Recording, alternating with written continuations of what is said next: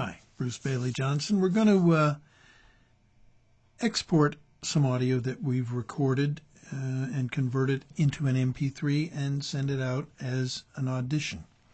Here's the audio we've recorded right here.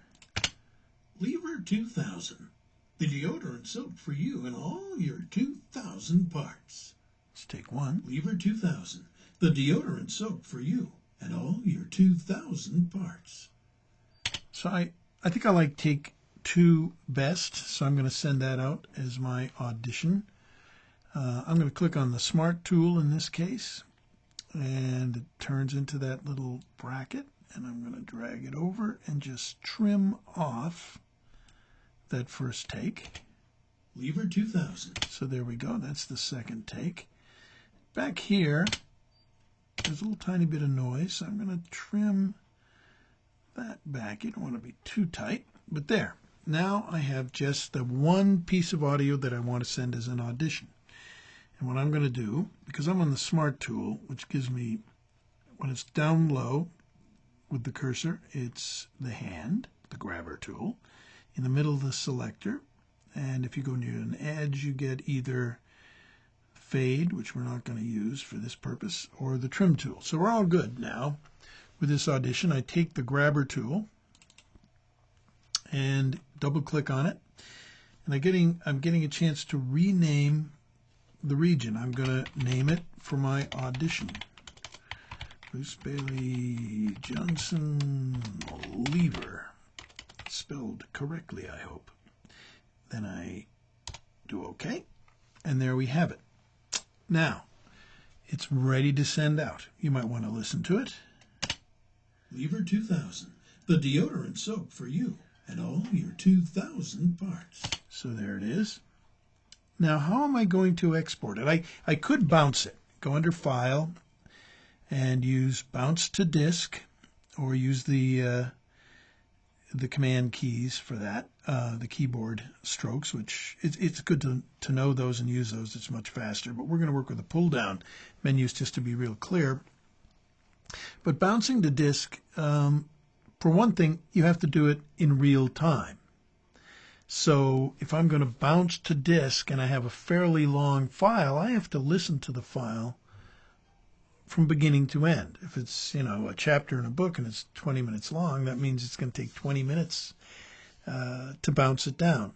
Bouncing is something you really need to do when you've got music, you've got, fades or volume levels in it that are kind of in real time, and you really have to play it through for the effect and the mix to be proper. But when you're just sending an individual audio track, an audio book piece, or more commonly really, anytime you're sending an audition, you just want to send the audio. So how do we do that? We export it. Well, how am I going to export this? Taking my little hand, I'm going down to the right-hand corner of the edit window. Might be a little different on 8 and 9 in Pro Tools, but basically the same procedure. Opening that by clicking these little things gives me the regions list. This is called the regions list. See, regions. And I close it. And now I'm going to open it by clicking that. And if you look in the regions list, you'll see this is the raw audio. Audio 104 is, that happens to be the recorded audio before I edited it. This one that's highlighted is the one that we're seeing right here. This is the one I want to export as an MP3 file to send as an audition. I go to the little pull down menu under regions, and I go down to export regions as files. Note the keyboard shortcut. That's a good way to do it. When you get used to it, it's faster. But we're going to click on this export regions as files. And there we see I've actually it's defaulted for me to MP3. I could export it as a WAV, AIF, QuickTime, whatever. But I'm going to use it, send it as an MP3, because an MP3 is small and is easy to email, and if it's a good quality, it's perfect for auditioning. this will give you an opportunity to choose the file it exports to, so you can export it to something on your desktop, but it defaults usually to audio files in the session you're working on, and that's fine with me. It'll prompt me if you've got a duplicate name so you don't erase something by mistake that you've named the same thing. MP3, multiple mono, because I want a mono file. It could let me do a stereo file, but I only have one track. So it's just going to export one track, sample rate 44.1, which is CD quality. I click export. Encoding speed, fastest is fine with me here. Bitrate 128 is pretty standard. Higher quality up here if you want a higher quality MP3, something of an oxymoron. 128 kilobits is like pretty standard. It's CD quality. It's what most audition recipients want.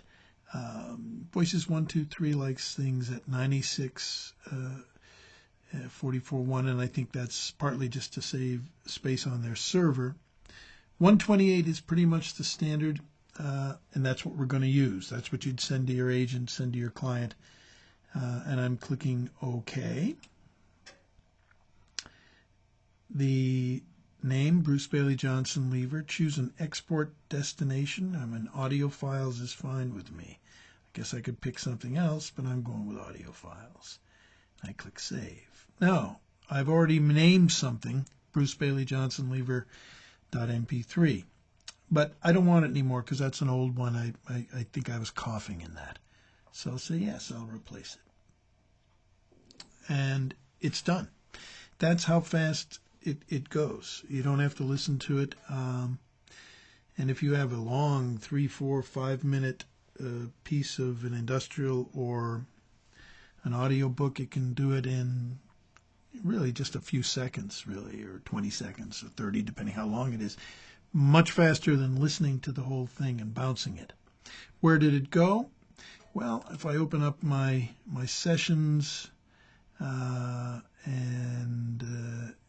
there's Audition Export Tutorial, audio files, Bruce Johnson Lever MP3, there it is. Sometimes I'll click on that, get info, 108 kilobytes it is, 108 kilobytes, that's pretty small, so we can email it. That's how you export an audio file. Long ones, short ones, WAV, AIF, MP3. You have control over all that, and you don't have to listen to it all the way through. Once you've exported it, though, it's probably a good idea to listen to it to make sure it sounds good before you send it out. And there we are.